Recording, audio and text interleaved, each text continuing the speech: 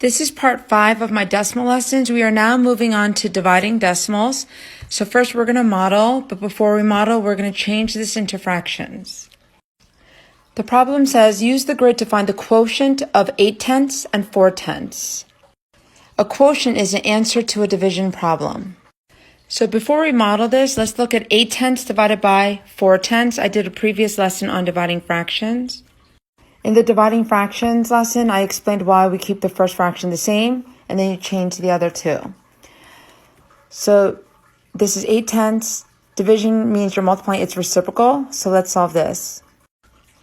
8 times 10 is 80 over 40, which equals 2. Our quotient is 2. So let's look at the model. So first I modeled 8/10, and what I shaded is the 8 out of the 10 rows going down. Now we're dividing the 8/10 into groups of 4/10. So I took the 8/10 and I divided them up by 4/10. How many 4/10 fit into 8/10? The answer is there are 2 groups of 4/10 that go into 8/10. So here we showed as a fraction 8/10 divided by 4/10 is 2, and here it proves 8/10 divided into groups of 4/10 also equals 2.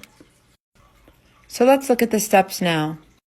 Before I go over the steps on dividing decimals, I do want to talk about the different parts of a division problem. So I wrote 8/10 divided by 4/10 equals 2. The number that's being divided is called the dividend. The number that's doing the actual dividing is called the divisor, and obviously the answer is quotient.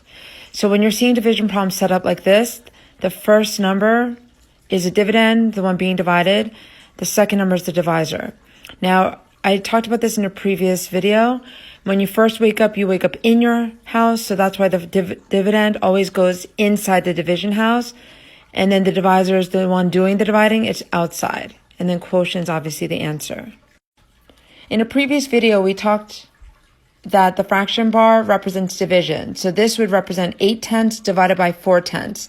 The top term is known as the dividend, the one being divided, and the divisor is the second term, the bottom term.